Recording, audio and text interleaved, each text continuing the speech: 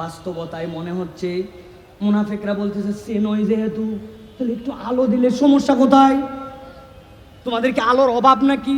তো না চিনা লোক নয়, ভিন্ন কথা ছিল, চিনো যেহেতু একটু আলো দিলে সমস্যা কোথায়? আমার আল্লাহ রাব্বুল আমিন বলছেন, এবার রব্বুল আমিন ওই দিন ওই ইমানদারদের মুখ দিয়া ওই মুনাফিকদের কাছে তাদের দুনিয়াতে আলো যে নাই, আজকে যে তারা বিপদে, দুনিয়ায় তাদের কয়টা অপরাধ ছিল আল্লাহ ওই দিন ইমানদারদের মুখ দিয়ে মুনাফিকদেরকে জানাই দিবেন। সাথে সাথে ইমানদারেরা মুনাফিকদেরকে বলতে শুরু করবে, যতই চিনি তোমাদেরকে আর যতই আলো আমাদের সামনে থাকুক না কেন, আজকে আমরা তোমাদেরকে জানাই দিচ্ছি দুনিয়াতে 4টা অপরাধ থাকার কারণে আজকে তোমরা আলো হারা। জিজ্ঞাসা করব আপনাদের কাছে, একসাথে সমস্যারে উত্তর দিতে হবে। দুনিয়াতে কয়টা অপরাধের কারণে মুনাফিকদের আলো হারাবার কারণ হয় নাই? হাত রেডি করেন, এরকম করে নিচের দিকে হাত রেডি করবেন। আমি বলবো কয়টা, হাত তুলে দেখাতে হবে। মুনাফিকদের আলো হারাবার কারণ কয়টা? আপনার হাতে সমস্যা কি? হাত নামান আবার। মুনাফিকদের দুনিয়াতে আলো হারাবার কারণ কয়টা? ওই লাল গেঞ্জি হাত ওঠে নাই, দাঁড়ায় আছেন ওই জায়গায়। আমার চোখ কিন্তু আল্লাহ ভালো রাখছে এখন। আবার হাত নামান। মুনাফিকদের দুনিয়াতে আলো হারাবার কারণ কয়টা? হাত নামান। বলবে সাইবুল্লাহ ভাই কি শুরু করছেন এইগুলা, হাত তোলো, এ করো সে করো। কারণ আছে ভাই, আমাদের নওগাঁর মানুষ যে কি ধরনের ওয়াজ পছন্দ করে এটা আমি এখনো শিখতে পারি নাই। কারণ এখানকার লোকজন ওয়াজ শুনে বাড়িতে যায়, বউকে বলে একটা বক্তা আনছিল ফাটাফাট। বউ জিজ্ঞাসা করছে কি ফাটালো, বলছে তা বলতে পারবো না, কিন্তু ফাটাইছে। কারা কারা অনুরোধ করছে হুজুর একটু আজান দেন, উনি অনেক পাম্পট্টি খায় আজান দিছে। এখন মক্কা শরীফের আজান, আল্লাহু আকবার আল্লাহু আকবার। বলছে হুজুর মক্কা তো দিলেন, এখন মদিনা দেন। এরপরে বাংলাদেশ, আস্তে আস্তে আস্তে আস্তে আস্তে কুমাইগাড়ি, কীর্তিপুর, হতে হতে আজান শেষ। লা ইলাহা ইল্লাল্লাহ। বলছি বাপরে, 10 ধরনের আজান জানে হুজুর। এবার গজল, এরপরে হুজুর গজল, এই সব মোটামুটি করে মনে করলো যে একটা ফাটাফাটি মাহফিল। বাড়িতে যাওয়ার পরে কি ফাটালো আর কি শিখলো কিচ্ছু আল্লাহর রহমতে আমাদের জানা নাই। এই জন্য আমি বলি আপনাদের কাছে, নওগাঁর ছেলে হিসাবে আমি ফাটাফাটির ওয়াজ জানি না ভাই, আমি একটু জোরাতালি দেওয়া ওয়াজ যতটুকু করতেছি। এই জন্য আপনাদের এই কথাগুলি যেন বাড়িতে যায়। এই যে হাজার হাজার লোক এখানে আসছেন, এত বড় প্যান্ডেল বানায়া নওজোয়ান মাঠে মাহফিল হয়েছে কিনা একটু সন্দেহ আছে। খোলা হয়েছে, খোলা অনেক ওয়াজ হয়েছে, কিন্তু পুরা মাঠটার শুরু থেকে শেষ ঢাকা, ঈদের পর থেকে এই পর্যন্ত এটা কন্টিনিউ করে রাখা এত সোজা নয়। এটা আমাদের নির্মাণ শ্রমিক যারা আছে, যারা উদ্যোগ নিচ্ছে, তারা একটা বড় দিনের পরিচয় দিচ্ছে, ঠিক কিনা? এই জন্য আজকের এই কথাটা আমাদের বাড়িতে নিয়ে যেতে হবে। তাহলে মুনাফিকদের আলো হারাবার কারণ কয়টা? কয়টা? জোর হলো না, আরেকটু জোরে। আমরা এই 4টা কথা শুনে শাইখ আহমদুল্লাহ আসলেও উনাকে বসে থাকতে হবে, কারণ এই 4 কথা শেষ না হলে উনাকে মাইক দেওয়া হবে না। ঠিক আছে না? ইনশাআল্লাহ প্রিয় ভাইরা, তাহলে এবার চলেন আমরা 4টার মধ্যে যাই। আল্লাহ রাব্বুল আলামিন কুরআনুল কারীমের মধ্যে বলছেন, মুনাফিকরা বলতে শুরু করবে, ইউনাদুনাহুম আলাম নাকুম মাকুম ক্বালু বালা ওয়ালাকিন্নাকুম ফাতানতুম আনফুসাকুম ওয়া তারাব্বাসতুম ওয়ারতাবতুম ওয়াগররাতকুমুল আমানিয়ু হাত্তা জাআ আমরুল্লাহ। মুনাফিকরা যখন বলবে সে নয় যেহেতু আমাদেরকে একটুখানি আমাদের জন্য আলোর ব্যবস্থা করলে সমস্যা কোথায়? আল্লাহ বলছেন সাথে সাথে ইমানদাররা বলতে শুরু করবে, ওয়ালাকিন্নাকুম ফাতানতুম আনফুসাকুম। গভীর মনোযোগে শুনেন, আল্লাহর বান্দাদেরকে উত্তর দিবে, ও মুনাফিকের দল, তোমাদের ওই দিনে 4টা অপরাধ ছিল, এই 4 অপরাধের কারণে তোমরা আলো হারা। আমি 4 অপরাধে ধারাবাহিকভাবে 1 2 3 4 বলবো, তবে তার আগে আপনাদের কাছে 2টা প্রশ্ন করব। এই 2 প্রশ্নের উত্তর দিলে বুঝবো যে আপনারা মোটামুটি বিষয়টা বুঝতেছেন। দেখেন তো, বুঝে থাকলে উত্তর দেন। আল্লাহ রাব্বুল আলামিন আমাদের জন্য কিয়ামতের দিবস কি কায়েম করে দিয়েছেন। আবার বলি, কিয়ামত কি কায়েম হয়ে গেছে? আল্লাহ রাব্বুল আলামিন কি মুনাফিক আর ঈমানদারদেরকে পার্থক্য করে আলাদা করে দিয়েছেন? কিন্তু ভেবে দেখছেন 1450 বছর আগে নবীর প্রতি ওহী দিয়েছেন, আল্লাহ রাব্বুল আলামিন প্র্যাকটিস করাই নিচ্ছেন নওজোয়ান মাঠে বসে, ও ঈমানদারেরা তোমরা তোমাদের অপরাধ থাকলে শুধরায় নাও, কেননা আল্লাহ কিয়ামতের দিনে একজনকেও জাহান্নামে নিতে চান না। এই জন্য আল্লাহ প্র্যাকটিসের জন্য কোরআনে প্রশ্নগুলা ফাঁস করে দিয়েছেন। সুবহানাল্লাহ। আল্লাহ রাব্বুল আলামিন বলছেন, এবার তারা বলতে শুরু করবে, ক্বালু বালা ওয়ালাকিন্নাকুম ফাতানতুম আনফুসাকুম ওয়া তারাব্বাসতুম ওয়ারতাবতুম ওয়া গররাতকুমুল আমানি হাত্তা জাআ আমরুল্লাহ। আমার আল্লাহ বলছেন, সাথে সাথে তারা এক নম্বর কারণ বলবেন, তোমাদের এক নম্বর কারণ ওয়ালাকিন্নাকুম ফাতানতুম আনফুসাকুম, দুনিয়ার বুকে তোমরা নিজেরা নিজেদেরকে এমন পরীক্ষার মধ্যে ফেলেছিলে যেই পরীক্ষা তোমাদেরকে আল্লাহ দেয় নাই, কিন্তু তোমরা নিজেরাই নিজেদেরকে ওই পরীক্ষায় ফেলে আজকের এই কঠিন ময়দানে তোমরা আলোহারা। বুকে হাত দিয়ে বলেন তো, আমরা আল্লাহর দেওয়া পরীক্ষা ছাড়া নিজেরাই নিজেদেরকে এরকম কোনো পরীক্ষায় ফেলি নাকি? বুঝতে পারি নাই আমরা। একটু মিলাই দেখেন, দুইটা বন্ধু একসাথে চলাচল করে, একটা বিড়ি খায় না আর একটা বিড়িখোর। যেই বেটা বিড়ি খায় না, ওই বেটা যেই না বিড়িখোর বন্ধু বিড়ি ধরাইছে, বলছে থাকে যায় ধরাবি, বিড়ির গন্ধ আমার সহ্য হয় না, কাশতেছে, কাশির ঠালায় বন্ধুরে বকা দিয়েছে, কিন্তু বন্ধুত্ব বাদ দেয় নাই। একদিন, 2 দিন, 10 দিন, যেই না ওই বন্ধুর সাথে থাকতে থাকতে বন্ধুত্ব বাদ না দিয়ে ও আর বিড়ি খায়, ও খালি দেখে, এমন ভাবে অভ্যাস হয়ে গেছে যেই বন্ধু প্রথম দিনে কাশত বিড়ির গন্ধে, 10 দিন পরে ওই বন্ধুই যখন সিগারেট ধরাইছে, ওর দূর থেকে বলছে তোর পরে কিন্তু প্রথম কলটা আমার। আছে কিনা? তাহলে আপনি যেই বন্ধুর সাথে মিশলেন, বন্ধুর সাথে মিশে বিড়িখোর হলেন, ওই বন্ধুর জন্য আপনার যে বিড়িখোর হওয়ার যে খারাপ সংস্রবে মেশা, এই পরীক্ষা কি আল্লাহ আপনাকে দিয়েছিল? কথা বলেন। আপনি নিজেই নিজেকে পরীক্ষায় ফেলছেন। ওই বন্ধুই 1 বছর পরে বলছে, বন্ধুরে ঈদের চাঁদ, বিভিন্ন কাজ, আর আগের মতো বিড়ি খায় মজা পাওয়া যায় না। বলে কি করা লাগবে? বলছে জিনিস নিয়ে আসছি, তুই ভিতরের মাল ফালা।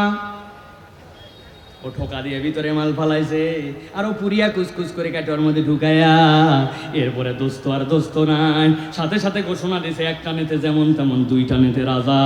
আমরা নওগাঁর ছেলে, চিনি ভালো করে উহা গাঁজা। আছে কিনা? বুঝে থাকলে বলেন, এই যে গাঁজাখোর হলেন আপনি, নেশাখোর হলেন, এই পরীক্ষা আল্লাহ আপনাকে দিয়েছিল। ওয়ালাকিন্নাকুম ফাতানতুম আনফুসাকুম, আল্লাহ বলছেন তুমি নিজেই নিজেকে পরীক্ষায় ফেলেছো। ইসলাম কোনো হাসি তামাশার বিষয় নয়। ওই কিয়ামতের দিনে যাওয়ার পরে তুমি যদি এরকম কোনো পরীক্ষায়, যেই পরীক্ষা আল্লাহ দেয় নাই, এই কাজগুলো করে যাও, কিয়ামতের ময়দানে তোমার কপালে আলো জুটবে না। নওগাঁর মূল সমস্যাগুলা কি কি চিহ্নিত করেন? নওগাঁর মূল সমস্যাগুলার অন্যতম সমস্যা হচ্ছে নেশা, একটা বড় সমস্যা, ঠিক না? আমরা জানি এই মাঠের মধ্যে খেলা আছে, আমার এখানে খেলে গেছে, এইখানের পিচ থেকে শর্ট করছে, এই যে পিটিআই পার হয়ে গেছে, লোকজন হা করে তাকায় তাকে দেখছে। নওগাঁতে এমন এমন প্রতিভা ছিল যারা বাংলাদেশের যেই লাইন আমরা পছন্দ না করলে ওই লাইনেও টপ জায়গায় যেতে পারতো। আমি তাদের নাম জানি। এমন প্রতিভাবান ফুটবলার, এমন প্রতিভাবান ক্রিকেটার, এমন প্রতিভাবান ছেলে, এমন সুন্দর হাতের কাজ জানতো, আপনি কল্পনা করতে পারবেন না। কিন্তু এই নেশা আর এই মাদকের ছবলে তারা ধ্বংস হয়ে গেছে, ঠিক না? আমার আল্লাহ এই জন্য বলছেন, ভালো করে বোঝো, ওয়ালাকিন্নাকুম ফাতানতুম আনফুসাকুম, তুমি নিজেই নিজেকে এমন পরীক্ষায় ফেলো না যেই পরীক্ষা আল্লাহ তোমাকে দেয় নাই। এটাতে গেলো একটা পাঠ, আরেকটা পাঠ আরো ভয়ঙ্কর। এটা গেলো ইমানের, একটা গেলো এটা হচ্ছে আপনার সংসবের পাঠ, আরেকটা আছে আপনার ইমানের পাঠ। অনেকদিন বাচ্চাটা অসুস্থ, শরীর ভালো হয় না, একজন বলছে আরে এত বোকা তুই, বগুড়া মহাস্থান যা, 21 কেজি পায়েস দিয়ে মান্নত দিয়ে দেখ কত ছেলে ভালো হয়ে গেল। আছে না? বগুড়াটা যদি কম কম মনে হয়, রাজশাহী যা, আমার ছেলে বিদেশ যেতে পারতেছিল না, রাজশাহী মান্নত দিতে দেরি, যেতে দেরি না। জিজ্ঞাসা করছে কি ব্যাপার? আল্লাহর ওলির ওখানে মান্যত দিলে সমস্যা কোথায়? উনি তো আল্লাহর ওলি, আমরাও তো স্বীকার করে। সমস্যা একটু আছে ভাই, ভালো করে বোঝেন। আল্লাহ কোরআনে বলছেন আবু জেহেল, উতবা, সাইবা যারা ছিল তাদেরকে আল্লাহ জিজ্ঞাসা করতে বলছিলেন, যান তোদের কাছে জিজ্ঞাসা করেন, মাইয়ারযুকুকুম মিনাস সামাই ওয়াল আরদ আম্মান ইয়ামলিকুস সামা ওয়াল আবসার, তোমার রিজিক দেয় কে, খাওয়াই কে, পড়াই কে, সব দেয় কে? আবু জেহেল, উতবা, সাইবার দল বলছে আল্লাহ দেয়। লাতুজ্জামানা থবলের কাছে যে তোমরা যাও, ব্যবসা করার আগে যাও, অসুখ হলে যাও, অমুকের কাছে যাও, তমুকের কাছে কেন যাও? বলছে ও বুঝো নাই তোমরা। আল্লাহ কোরআনুল কারীমের মধ্যে বলছেন লিয়াতাকাররাবুনা ইলাল্লাহি যুলফা, আমরা এমনি এমনি যাই না, আমরা যাই লাত আল্লাহর প্রিয়, ওর কাছে দিলে আল্লাহ খুশি হয়, আল্লাহ দেয়, লাতের মাধ্যম দিয়ে দেয়। মানাত আল্লাহর অমুক পয়গম্বরের প্রতিকৃতি, ও কিছু করতে পারে না, কিন্তু ওর কাছে চাইলে ও খুশি হয়, খুশি হলে আল্লাহ দেয়, ওর মাধ্যম দিয়ে দেয়। আল্লাহ বলছেন ওয়াহুম মুশরিকুন, যতই আল্লাহ খালিক, আল্লাহ মালিক, আল্লাহ জীবন দেয়, আল্লাহ মারে, এই কথা তুমি যতই বলো না কেন, তুমি যদি আল্লাহ আর বান্দার মাঝে এইরকম কাউকে ওসিলাই তাআব্বুদিয়া মানো, ইবাদতে ওসিলা মানো, তোমার ঈমান আর আবু জেহেলের ঈমানে পার্থক্য নাই। তোমার হাসন নাচন আর আবু জেহেলের হাসন নাচন একসাথে হবে। আপনি বোঝেন নাই? বলবেন হুজুর আমরা গই গায়ের মানুষ, আমাদের এলাকার ভাষা, আমরা মুরুক্ষ সুরুক্ষ মানুষ, আমরা কেমনে বুঝবো? আল্লাহ বলছেন দুনিয়াতে একটাই পাপ যেটা আপনি ভুল করে করলেও আল্লাহর কাছে আপনার ক্ষমা নাই, আপনাকে ধরা খাওয়াই লাগবে, খাওয়াই লাগবে, এটা এমন সাংঘাতিক বিষ। অমুক লোকের কথায় আমি ঈমান নষ্ট করছিলাম, আল্লাহ পরীক্ষা আপনাকে দেয় নাই। অমুক হুজুরের কথায়, তমুকের কথায় আল্লাহ এগুলো একটাও শুনবে না। ছোট্ট একটা উদাহরণ দেই, দেখেন তো আপনারা বোঝেন কিনা। এক লোকের আমাদের এই জায়গায় কাশি হয়েছে, ভয়ঙ্কর কাশি। হাসপাতালে যাওয়ার পরে বলছে আপনার পরীক্ষা নিরীক্ষা করতে হবে, তবে আপাতত 3টা সিরাপ দিলাম, এই সিরাপ 3টা খাবেন। মুরব্বী বলছে 3 সিরাপ খাওয়া লাগবে, নাম জানি না, মূর্খ মানুষ, আমি কেমনে জানবো? বলছে ডিসপেন্সারিতে যাই বলবেন, বললেই দেখায় দিবে কেমনে খাওয়া লাগে। যাই বলছে বাবা আমি পড়ালেখা জানি না, বলছে টেনশন নিয়েন না, এই দেখেন ফাইল, ফাইলের গায়ে 1 টান দিলাম, 2 টান, 3 টান, 3 টান মানে হচ্ছে 3 বার কোনা কাটে দিলাম, মানে খাওয়ার আগে, আর যেটা কাটা নাই খাওয়ার পরে খুব পানির মতো সোজা। বাড়িতে নিয়েছে, রাত্রেবেলা 2 চামচ খাইছে ঔষধ, খাওয়ার পরে জানালার উপর ঔষধের বোতলটা রেখে দিয়েছে। পরের দিন সকালবেলা কাশির ঠালায় অস্থির, বাড়িতে আসে ওষুধ খাওয়াতে যায়, ঠিক কিনা? আমার তো 3 মেয়ে, কথা শোনার ঠেলায় মাঝে মাঝে অস্থির। বাড়িতে যাই, দরজায় ডাক দিছি, 3 জন দৌড় দিছে, 1 জন খুলতে পারছে, বাকি 2 জন খুলতে পারে নাই, মন খারাপ। ওর মা বলছে আবার বাইরে যাও। কেন? বলছে আরেকজনকে দরজা খোলান লাগবে। আবার বাইরে গেছি, আবার 2 জনের মধ্যে 1 জন, আবার বাইরে যাও। বাইরে যাওয়ার পরে 3 বার দরজা খোলা লাগে, কথা শোনার ঠেলা। ওই বাপ এখন সকালবেলা কাশিতে বলছে বাবা 2 চামচ ওষুধ আনতে পারবি, বলতে দেরি নাই, দৌড় লাগাইছে। যাওয়ার পরে দেখে বোতল ছিল রাত্রে 3টা, এখন 4টা। সকালবেলা ওর বড় ভাই সিম লাগাইছে, একটু বেগুন লাগাইছে, ওইগুলো একটু পোকা ধরছে, ইন্ডিল একটু স্প্রে করে ওই জায়গায় রেখে গোসল করতে গেছে। ছোট মানুষ বোঝে নাই, ওখান থেকে ইন্ডিল 2 চামচ ঢালছে, গন্ধ আছে একটা, কিন্তু বাপ কাশির ঠেলায় ঢক করে মারে দেওয়ার পরে বুঝছে হায় হায় এটা তো খাইছি ইন্ডিল। এখন বুঝে থাকলে বলেন তো, কাশির সিরাপ মনে করে যদি ইন্ডিল খায় 2 চামচ, এতে কি তার উপকার হবে না ক্ষতি? পিছনে যারা আছেন ভাই কথা শুনতে পাচ্ছেন আমার? এতে কি তার উপকার হবে না ক্ষতি? বুঝে বলেন আর একবার, এতে কি তার উপকার হবে না ক্ষতি? ভাই কি উল্টা পাল্টা বলেন আপনার? এটা মূর্খ লোক, পড়ালেখা জানে না, মাসুম বাচ্চা দিছে, নিয়ত সহি ছিল, তাও কাজ হবে? বিষের কাজ করে ফেলবে। অতএব আপনি আল্লাহর সাথে যদি শিরিক করে ফেলেন, এই পরীক্ষা আল্লাহ দেয় নাই, হাসরের ময়দানে বাঁচার উপায় থাকবে না, ঠিক না? অতএব 1 নম্বর, ঈমান বিসর্জন দেওয়া যাবে না। আমরা তো 50 টাকা ঈমান কেনা বেচা করি, টাকাও লাগে না এখন, ঠিক কিনা? সাবধান। তাহলে 1 নম্বরে যেই পরীক্ষা আল্লাহ দেয় নাই, ওই পরীক্ষায় আমি কখনো যাব না, ঠিক কিনা? 2 নম্বরে আল্লাহ রাব্বুল আলামিন বলছেন ওয়া তারাব্বাসতুম, ইমানদারদের কাছে জিজ্ঞাসা করছে চিনো কিনা? চিনি, কিন্তু আজকের দিনে তোমাদের আলো নাই কেন? বলছো তারাব্বাসতুম, তোমাদের দ্বিতীয় সাংঘাতিক অপরাধ ছিল, তোমরা আল্লাহর দিকে আসার ক্ষেত্রে সব সময় দীর্ঘসূত্রিতা করতে, কাল ক্ষেপণ করাই ছিল তোমাদের অজুহাত।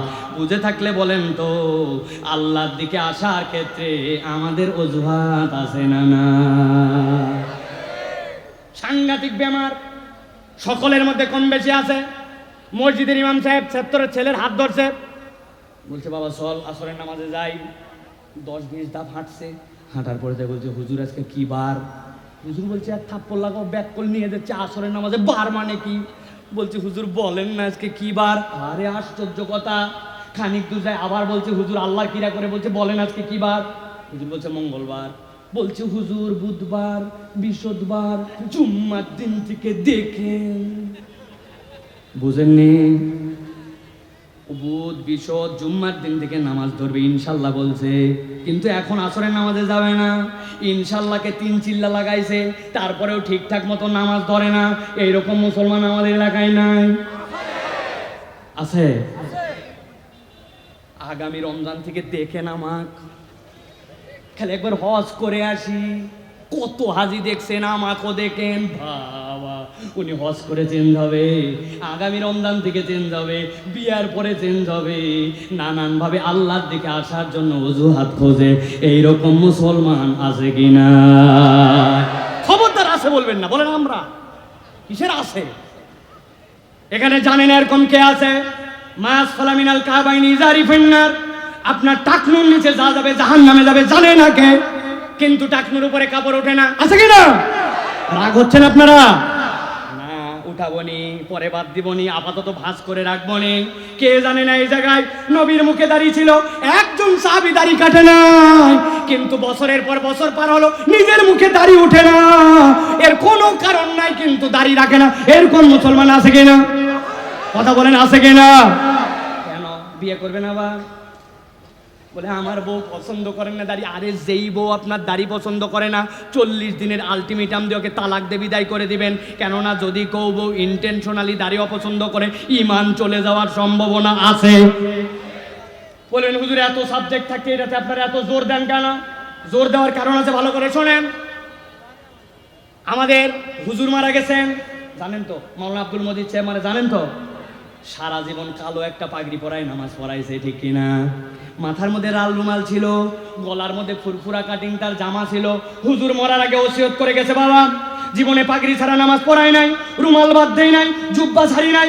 আমাকে কবর দেওয়ার সময় জুব্বা, রুমাল, পাগড়ি দিয়ে আমাকে কবর দিও। আপনারা দিবেন ভাই? কেন? একটা লোক 50 বছর এই মাটি ঈদের নামাজ পড়ালো, একটু জুব্বা দিয়ে কবর দিলে কি হবে? বলে হুজুর এগুলো আলগা মারেন না। কবরে যাওয়ার সময় কোন পোশাক আল্লাহ নির্ধারণ করে দিয়েছেন, এইটা বলার উদ্দেশ্য। দুনিয়াতে বাহ্যিক আপনি যত সুন্নাত নিয়ে রাখেন না কেন, কবরে যাওয়ার পরে জিজ্ঞাসা করা হবে মান রব্বুকা ওমা দীনুকা ওমান নাবিয়ুকা, অথবা বলা হবে ওমা হাযার রাজুলুল্লাযী বুইসা ফী কবরি। কবরে তোমাকে যেই লোকটাকে দেখানো হচ্ছে চিনতে পারো কিনা? আপনার সাথে কোনো সুন্নাত নাই, আপনার মুখে দাড়ি, আপনি আপনার নবীকে দেখবেন শুভ্র দাড়িওয়ালা, আর আপনার দাড়ি নাই, কিচ্ছু নাই, আপনি কেমনে আপনার নবীকে চিনবেন? এই জন্য আল্লাহ বলছেন ও তারাব্বাসতুম, আল্লাহর দিকে আসার ক্ষেত্রে কালক্ষেপণ করো না। আল্লাহ আমর করছেন, তুমি নির্দেশ শুনে নাও।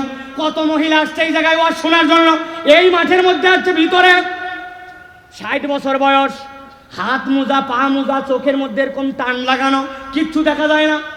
হাতে নিয়ে আসছে একটা 19 বছরের, ওইটা পুরা খোলা, উনি যেন উল্টায় না পড়ে যায়, জন্য হাত ধরে নিয়ে আসছে। এই খালাম্মা, আপনার সাথে এটা আপনার পর্দার বিধান তো হালকা হয়েছে, কিন্তু আপনার মেয়ের পর্দার বিধান তো জরুরি।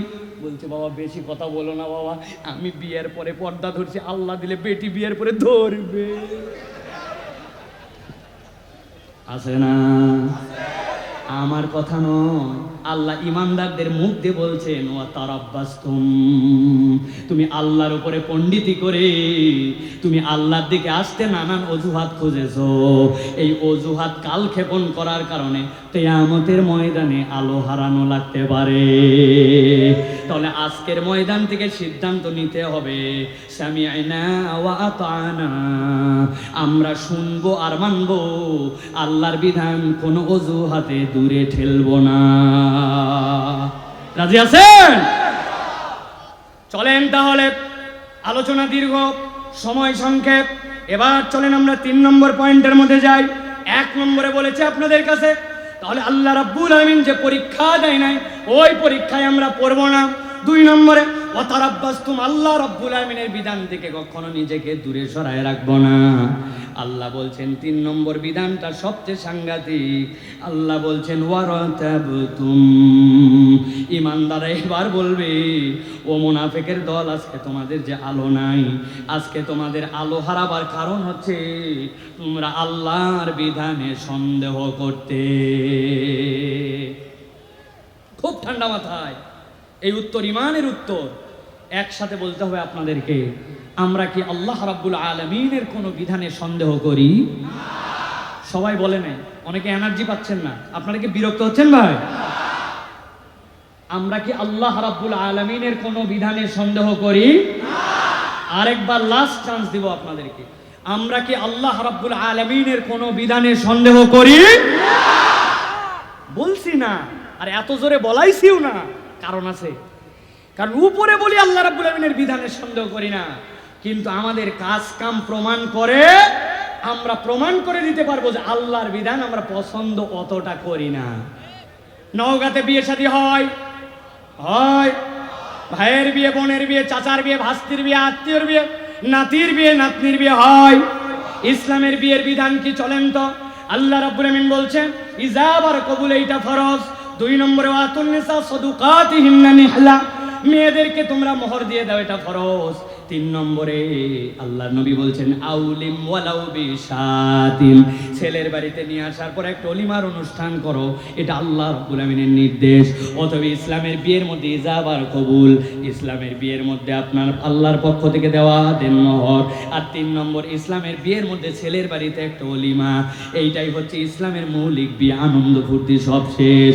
কিন্তু আপনার আমার এলাকায় যে বিয়ে হয়, 4 দিন আগের থেকে হলুদ সন্ধ্যা, 3 দিন আগের থেকে মেহেদি সন্ধ্যা, আর 7 দিন আগের থেকে ডেক সন্ধ্যা, ডিস্টি ডিস্টি ডিস্টি ডিস্টি ডিস্টি ডিস্টি ডিস্টি আছে নাকি?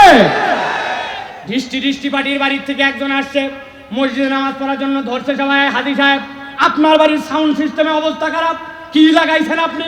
হাজি সাহেব মানুষ মুরিদ বলছে বাবা আর 2টা দিন, জীবনে মানুষের একবারই বিয়ে হয়, তোর বাড়ি তো বাজানো লাগবে নি, মন খারাপ করিস না, আয় নামাজ পড়ে যাই। আছে কিনা? এই কথা যদি আপনি বলেন তাহলে আপনি প্রমাণ করলেন আল্লাহ ইসলামের মধ্যে যে বিধান দিয়েছিলেন ওইটুকুর আনন্দ আপনাকে 100% তৃপ্তি দিতে পারে না। আপনাকে নতুন করে কোনো কিছু আনন্দের জন্য খোঁজা লাগে। যখন কেউ এই কাজ প্রত্যক্ষ পরোক্ষভাবে করবে, সে আল্লাহ রাব্বুল আলামিনের বিধানে পূর্ণ বিশ্বাস আনে না। ঠিক না? এরকম মুসলমান আমাদের আছে কিনা? তাহলে প্রিয় ভাইয়েরা, আমরা আল্লাহ রাব্বুল আমিনের কোন বিধানের মধ্যে সন্দেহ করতে পারি না। সন্দেহের এই সকল বিধান আমরা যদি একের পর এক দেখি, তাহলে আমরা দেখতে পাবো আমাদের জীবনে স্বীকার করি না, কিন্তু আমাদের জীবনে এরকম অনেক কার্যকলাপ আছে। ঠিক না? বসেন না, আপনারা উঠাচড়া করেন কেন? আপনারা বলে আমার ডিস্টার্ব হয়।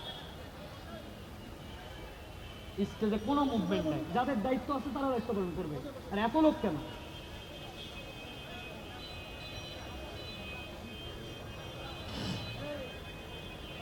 ভালো করে খেয়াল করেন। এক মুরব্বীকে বলছে, এই মুরব্বী বয়স হয়ে গেল আপনার, খবর নিয়ে দেখছে আপনি টাকা লাগান, সুদে টাকা লাগায়, দাদনে টাকা লাগায়, আছে কিনা?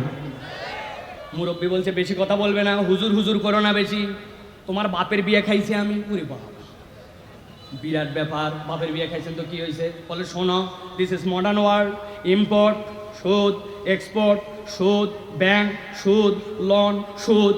আমি বললাম সব বুঝলাম, কিন্তু আপনার কাছে জিজ্ঞাসা করি, আপনি কি ইম্পোর্ট না, এক্সপোর্ট না, আপনি কি ব্যাংক না, তো আপনি কেন এটা করেন? বলছে বেশি বোঝানো লাগবে না, 1450 বছর আগের দুনিয়া এটা না। মুরব্বী বিরাট ভাব, এত বড় দাড়ি, লম্বা লম্বা জুব্বা। আসরের নামাজের পর একজন লোক গেছে ওনার কাছে, বাবাজি 1000 টাকা দেন।